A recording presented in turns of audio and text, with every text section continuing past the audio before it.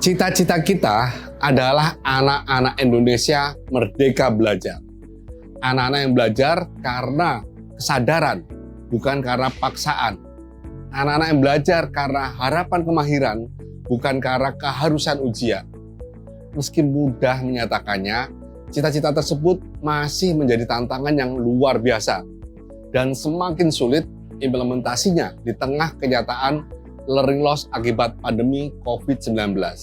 Pada Temu Pendidik Nusantara 8 tahun lalu, kita bersama telah berbagi praktek baik dan meningkatkan kompetensi dalam melakukan asesmen Merdeka Belajar. Tugas kita berikutnya adalah mewujudkan pembelajaran yang utuh, memfasilitasi anak-anak untuk merdeka belajar. Pembelajaran yang sesuai dengan konteks murid. Kurikulum yang memberdayakan konteks merupakan kesempatan sekaligus tantangan bagi satuan pendidikan dalam mengelolanya dan untuk setiap guru dalam menerapkannya. Apabila kita mengidamkan pendidikan yang menyiapkan murid kompeten berperan sebagai manusia dan warga negara, maka sudah seharusnya kurikulum pendidikannya memfasilitasi murid belajar dengan dan bersama konteks kehidupannya.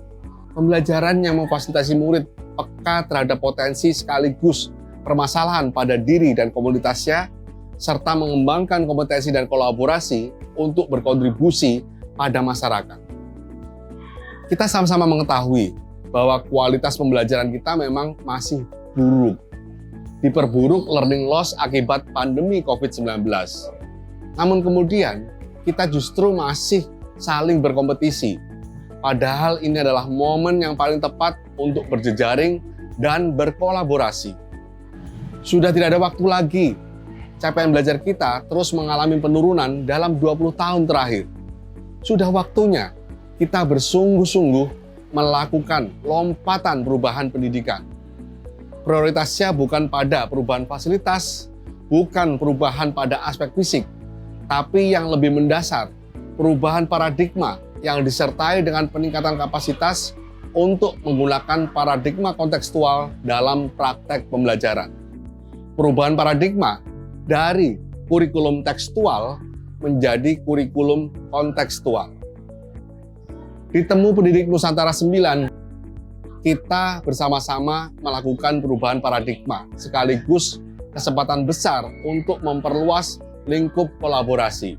Bersama 2.000 pembicara dari 150 daerah dan 50 negara akan hadir dan berbagi di Temu Pendidik Nusantara ke-9. Menyelamatkan murid dari learning loss tidak hanya di sekolah sendiri, namun juga murid di seluruh penjuru Nusantara. TPN adalah perayaan belajar para pendidik seluruh Nusantara.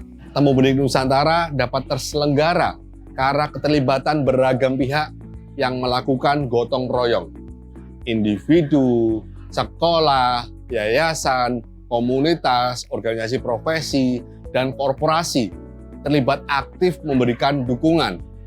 Dimulai dari menjadi pembicara, panitia, penyedia sarana prasarana, bahkan menggerakkan percakapan agar semakin banyak yang belajar bersama. Berbeda dengan tahun lalu, tahun ini rangkaian Temu Pendidik Nusantara terdiri dari beberapa tahapan. Dimulai dari konversi pers sebagai tanda pembukaan Temu Pendidik Nusantara ke-9. Kemudian TPN 9 hadir di 50 daerah.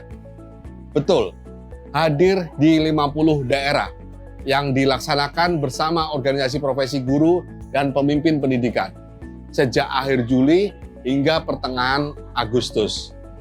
Pekan Temu Pendidik Nusantara 9 yang akan menghadirkan ribuan pembicara nasional hingga internasional pada awal Oktober. Diakhiri dengan perayaan belajar Temu Pendidik Nusantara 9 sebagai puncak dari proses belajar di TPN 9. Ayo, ajak rekan-rekan guru dan pemimpin pendidikan untuk belajar di TPN 9 dan bersama-sama bergerak untuk berdampak. Ribuan peserta, murid, guru, pemimpin sekolah, madrasah, pengawas, hingga dinas pendidikan akan hadir untuk berbagi dan belajar mengenai kurikulum yang kontekstual. Mari sama-sama bergerak agar kita dapat meningkatkan kualitas pembelajaran di Indonesia. Bukan demi siapa-siapa, tapi demi anak-anak Indonesia. Sekali merdeka, tetap merdeka belajar.